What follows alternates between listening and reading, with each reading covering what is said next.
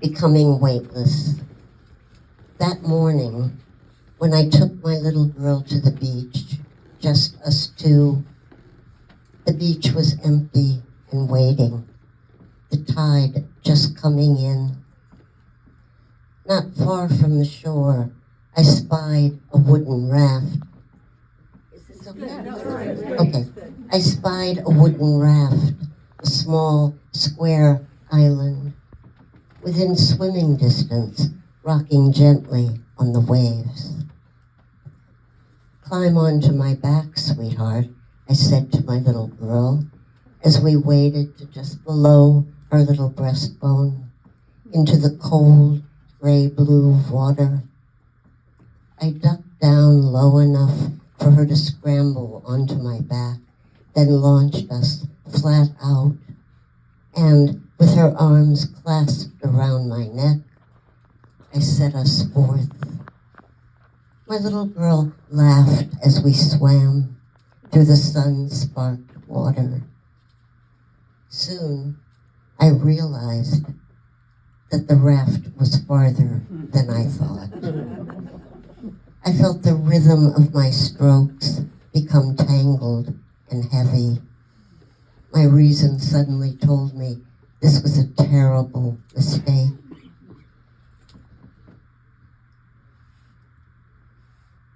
This was a terrible mistake. I couldn't make it to the raft with the weight of my child on my back, nor could I make it the greater distance to the shore. I treaded water, arrested there, caught betwixt and between salvation. But I was a mother. This was my child. On my back, trusting where I told her to be, trusting where we were now paused in what felt like the middle of the Atlantic, with the tide coming in from the faraway shores of Europe, of Africa. I was the mother. This was my child. I was the mother. I kicked off, propelling us forward, kicking. Just a little way to go, I said to my girl. I felt her arms tighten around my neck, felt her become very, very still. I felt her breath become shallow as she knew we were in danger and that her life depended on her becoming weightless and very, very still. With every stroke against the vast water, I willed me to do it. There was no choice. I must do it.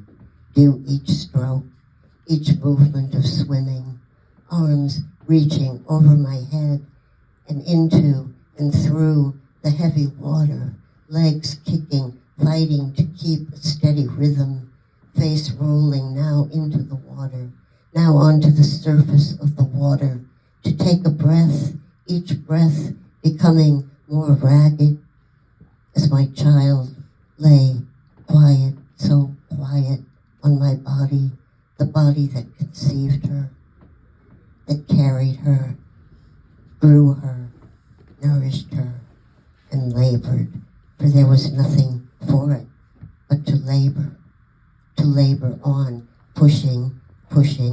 There was nothing for it now but to do it. When my shriveled fingers touched the soft wood of the raft, I gave an almost wild cry of deliverance. With what felt like my last strength ever, I pushed my child up out of the water and onto the blessing of safety.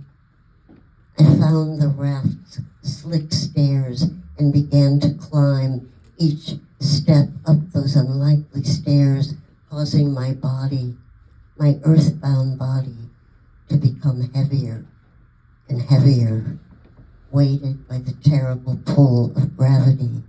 And I fell onto the soft planks of the deck, my breath heaving. "We did it, Mommy," my little girl said. I laughed, a hysterical laugh, and gathered my little girl close to my body.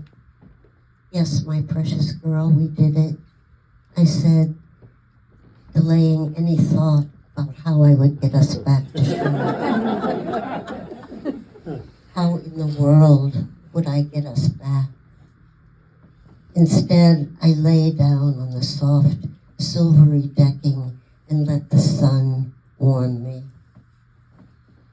Restored at last, I sat up and gazed out over the water, only to spy a small boat passing near to us.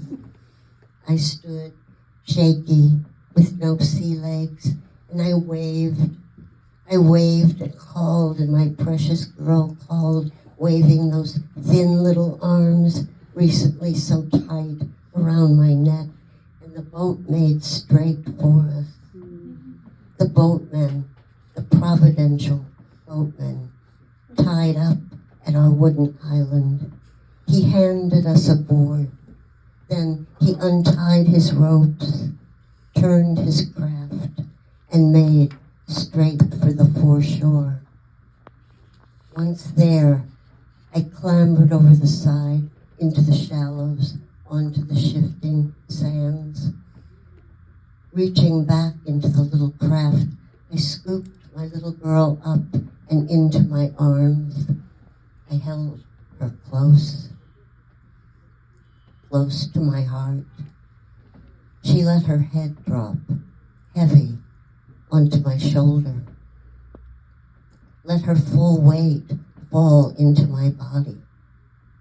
And together, amid the flotsam and jetsam and pebbles of smooth stones and broken shells and ribbons of seaweed, we waded, safely delivered, onto the strand.